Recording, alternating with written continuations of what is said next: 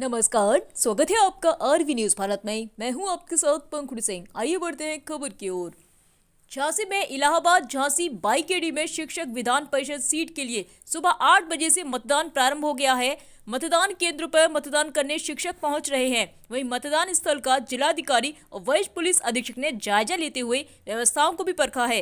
भारी पुलिस की सुरक्षा के साथ साथ जोनल और सेक्टर मजिस्ट्रेट की तैनाती मतदान केंद्रों में की गई है। इलाहाबाद झांसी खंड शिक्षक विधान परिषद सीट के लिए हो रहे मतदान में भाजपा और सपा के बीच मुकाबला है। बता दें कि शिक्षक स्नातक एमएलसी चुनाव के लिए आज मतदान हो रहा है। इसी के तहत इलाहाबाद झांसी खंड शिक्षक विधान परिषद सीट के लिए झांसी में भी मतदान सुबह 8 बजे से प्रारंभ हो गया।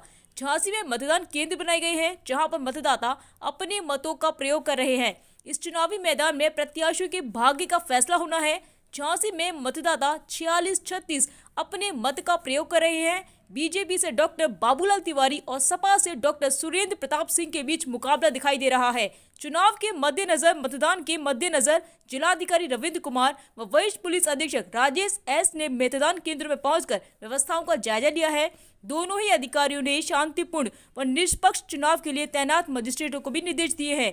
उन्होंने बताया कि चुनाव में तैनात मतदान कर्मी और अधिकारी प्रत्येक बूथ पर अपनी नजर रखेंगे। प्रत्येक मतदान स्थल में कैमरे भी सुरक्षा के लिहाज से लगाए गए हैं। चुनाव शांतिपूर्वक संपन्न कराया जा रहा है। झांसी से ब्यूरो संजय तिवारी की रिपोर्ट। खबर से जुड़े रहने के लिए देखते रहिए आरवी न्यूज भारत।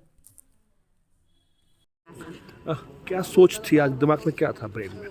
दिमाग में सिर्फ यही था कि हम लोगों को सॉल्यूशंस की ज़रूरत है। सिर्फ चर्चाएं, बातें, मुद्दा, इस सब की ज़रूरत से अब हम बहुत परे उठ चुके हैं। तो ऐसा नेता और ऐसा नागरिक हमारे बीच से आए जो हमें सॉल्यूशंस दे पाए। समस्याएं कौन सी रहती है? समस्याएं ऑफ कोर्स ये रहती है कि जैसे जिस तरीके से हम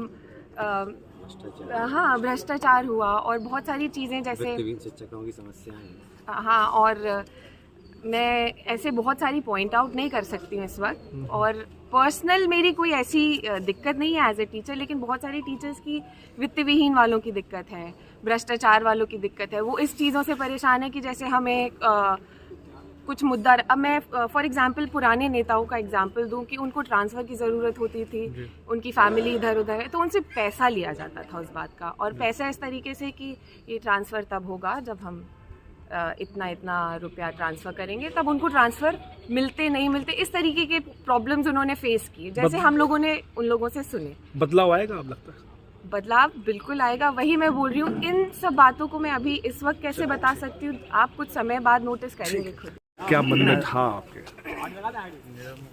आज जो समाज में शिक्षकों की स्थिति है जी, और उस स्थिति को देखते हुए हमारे यशस्वी प्रधानमंत्री माननीय नरेंद्र मोदी जी, हमारे प्रदेश के मुखिया योगी जी, जिस हिसाब से शिक्षा के क्षेत्र में उत्तरोत्तर अच्छा कार्य कर रहे हैं, नई शिक्षा नीति आ गई है, देश को आगे बढ़ रहा है, उसी तरीके से हमारे इस झांसी और प्रयागराज क्षेत्र के शिक्षाविद कह सकते हैं और एक जन सामान्य के बीच में, शिक्षकों के बीच में लोकप्रिय हमारे बड़े भाई डॉक्टर बाबूलाल तिवारी जी निश्चित रूप से हम सब शिक्षकों को एक अच्छा मार्ग निर्देशन करेंगे और उनके साथ में हम सब भविष्य में एक अच्छा शिक्षा का माहौल और बना सकेंगे। इसी भावना के साथ आज हमने डॉक्टर बाबूलाल तिवारी जी के पक्ष में, भाजपा के पक्ष में मतदान किया। सर, मेन दिक्कतें कौन कौन सी शिक्षकों की जो देखते हैं, जिन पर आवश्यकता है कि उन पर ध्यान दिया जाए, फोकस करना? इस समय हम लोगों का ये है कि जो जैसे नई शिक्षा नीति आई है, अभी उसके बारे में शिक्षकों को जागरूक करने की आवश्यकता है और उसका कैसे इम्प्लीमेंटेशन हो जाके हमारे इस समाज के लिए कैसे उसकी उपयोगिता हो जाके, और उसके लिए शिक्षकों को जागरूक करना, उनकी जो अपनी समस्याएं हैं उनको सबको सरकार के सामने प्रस्तुत करना, ये सब अच्छे तरीके से हमारे भाई साहब कर सकते हैं, इसलिए उनको